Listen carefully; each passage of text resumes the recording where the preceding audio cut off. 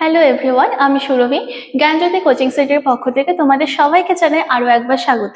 আজকে আমরা আলোচনা করব C university first semester geography major 1-এর একটি গুরুত্বপূর্ণ বিষয় নিয়ে, জলীয় বাষ্প। এর আগে ক্লাসে কিন্তু আমরা কম্পোজিশন অফ অ্যাটমসফিয়ার অর্থাৎ বায়ুমণ্ডলের যে গঠন সেটি নিয়ে আলোচনা করেছি। বায়ুমণ্ডলের গঠনকে তিনটি উপাদানে ভাগ করা হয়, যথা গ্যাসীয় উপাদান, জলীয় বাষ্প এবং অ্যারোসেল। এই গ্যাসীয় উপাদান এবং অ্যারোসেল নিয়ে কিন্তু আমরা আগে ক্লাসে আলোচনা করে ফেলেছি। আজকে আলোচনা করব জলীয় বাষ্প নিয়ে। তো কি আছে দেখো, বায়ুমণ্ডলের বায়ুমণ্ডলের জল বাষ্পরূপে অবস্থান করে। প্রধানত সূর্যের তাপে কি হয়, ভূপৃষ্ঠের জল বাষ্পে পরিণত হয়। মহাসাগর, সমুদ্র আর নদী ইত্যাদির জল কি হয়, সূর্যের তাপে বাষ্পতে রূপান্তরিত হয় এবং বায়ুমণ্ডলে অবস্থান করে। বায়ুমণ্ডলের জলীয় বাষ্পের গড় পরিমাণ কত? 0.2 থেকে 4.5%। ভূপৃষ্ঠ থেকে সাধারণত 10 কিলোমিটার উচ্চতার মধ্যেই কিন্তু জলীয় বাষ্প লক্ষ্য করা যায়। অর্থাৎ ভূপৃষ্ঠ থেকে মাত্র 10 কিলোমিটার উচ্চতার মধ্যে কিন্তু জলীয় বাষ্পের অবস্থান রয়েছে। এর মধ্যে ভূপৃষ্ঠ থেকে প্রায় 5 কিলোমিটারের মধ্যেই কিন্তু কি হয়, মোট জলীয় বাষ্পের 90% অবস্থান করে। আবার নিরক্ষীয় ও ক্রান্তীয় আর্দ্র অঞ্চলে জলীয় বাষ্পের পরিমাণ সর্বাধিক, প্রায় 2.6%। কিন্তু উচ্চ অক্ষাংশে ক্রমশ এর পরিমাণ কমতে থাকে, কমে যায়। 70 ডিগ্রি অক্ষাংশের কাছাকাছি এর পরিমাণ এসে দাঁড়ায় হচ্ছে 0.2%। বায়ুমণ্ডলে জলীয় বাষ্পের গুরুত্ব কি?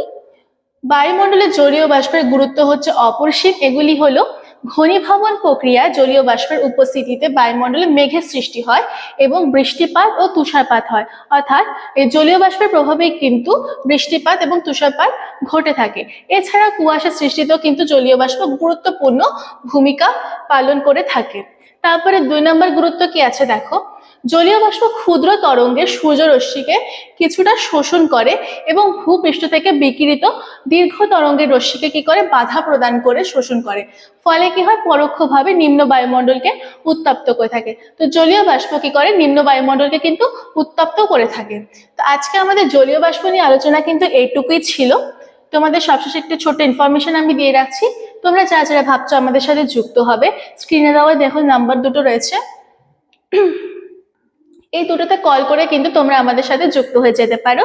যে সুযোগগুলি পাচ্ছ দেখে নাও: live classes, high quality notes, recorded classes, 100% common suggestions কিন্তু তোমরা পেয়ে যাচ্ছ।